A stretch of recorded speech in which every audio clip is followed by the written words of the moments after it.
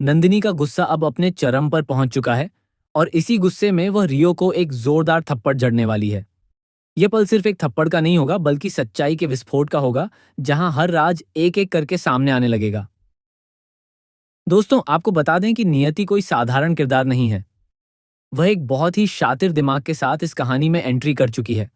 उसका मकसद सिर्फ और सिर्फ करण की जिंदगी में वापस आकर अपना पुराना बदला लेना है। उसने इतनी बड़ी साजिश रची है कि हर कोई उसकी चाल में फंसता जा रहा है। वह खुद को एक बेचारी, याददाश्त खो चुकी महिला के रूप में दिखा रही है, लेकिन असल में वह हर कदम बहुत सोच समझकर उठा रही है।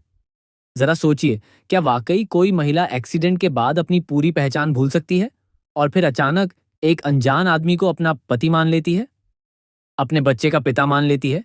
यह बात कहीं से भी सामान्य नहीं लगती।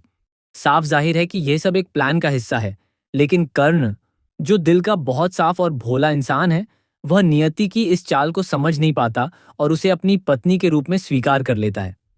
कर्ण को यह भी यकीन दिला दिया जाता है कि यह बच्चा अंश का ही बेटा है, और यहीं से कहानी और उलझती चली जाती है। सच यह है कि बच्चा अंश का ही है, लेकिन नियति की असली पहचान कुछ और है। वह सिर्फ एक मकसद लेकर आई है, शांति निकेतन के लोगों से बदला लेने का, खासतौर पर तुलसी से। आने वाले एपिसोड्स में दर्शकों को एक के बाद एक ऐसे ट्विस्ट देखने को मिलेंगे जो पूरी कहानी को हिलाकर रख देंगे। सबसे बड़ा मोड़ तब आएगा जब नंदिनी को रियो और नियति के इस पूरे प्लान का पता चल जाएगा। ये सच जानने के बाद नंदिनी का गुस्सा फूट पड़ेगा और वह बिना कुछ सोचे समझे रियो पर हाथ उठा देगी। लेकिन उसी वक्त रियो उसका हाथ पकड़ लेगा और यहीं से एक नया टकराव शुरू होगा, माँ और बेटे के बीच सच्चाई की जंग। इसी दौरान रियो के सामने भी एक ऐसी सच्चाई आने वाली है जो उसकी पूरी दुनिया बदल देगी। उसे पता चलेगा कि कर्ण उसका असली पिता नहीं है।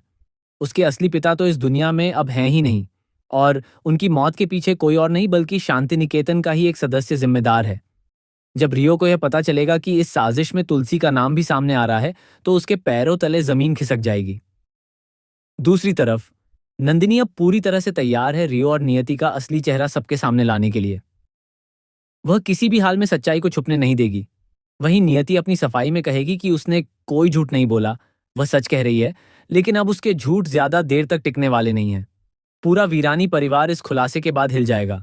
सभी के मन में एक ही सवाल होगा, क्या अंश की तरह दिखने वाला यह शख्स भी उतना ही खतरनाक है? और जवाब है हाँ। वह अंश की तरह ही चालाक, खतरनाक और निर्दयी निकलने वाला है। आने वाले समय में वह वैष्णवी के पीछे पड़ जाएगा, जिससे कहानी में और भी ज्यादा ड्रामा और सस्पेंस देखने को मिलेगा। नंदिनी इस पूरे मामले की सबसे अहम कड़ी है, क्योंकि वह अंश के अतीत से वाकिफ है। उसे हर सच्चाई पता है और यही वजह है कि वह इस राज को खोलने की हिम्मत रखती है। वहीं तुलसी, जो हमेशा से सच का साथ देती आई है, इस बार भी सच्चाई का साथ देगी, लेकिन हालात इतने उलझे हुए होंगे कि उसे भी एक कठिन फैसला लेना पड़ेगा। जब नंदिनी रियो को थप्पड़ मारने के लिए हाथ उठाएगी, तब तुलसी उसे रोकने की कोशिश करेगी। वह नहीं चाहती कि बात इतनी बिगड़ जाए, लेकिन नंदिनी अब रुकने वाली नहीं है, क्योंकि जब बात उसकी बेटी पर आएगी, जब उसकी परवरिश पर सवाल उठेंगे और जब रियो बदतमीजी की सारी हदें पार कर देगा, नियति और करण के बारे में उल्टा सीधा बोलेगा, तो नंदिनी के लिए चुप रहना नामुमकिन हो जाएगा। इसी गुस्से में वह अंश की सारी काली सच्चाइयों को रियो के सामने उजागर कर देगी। हर वो राज, हर वो सच जो अब तक छुपा हुआ था, अब सबके सामने आएगा और यहीं से कहानी एक नए मोड़ पर पहुंच जाएगी। अब सबसे बड़ा सवाल यह है कि क्या रियो नंदिनी की बातों पर विश्वास करेगा?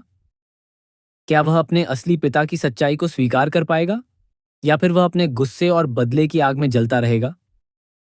क्या वह अपने पिता की मौत का बदला लेने के लिए आगे बढ़ेगा, या फिर सच्चाई जानकर पीछे हट जाएगा?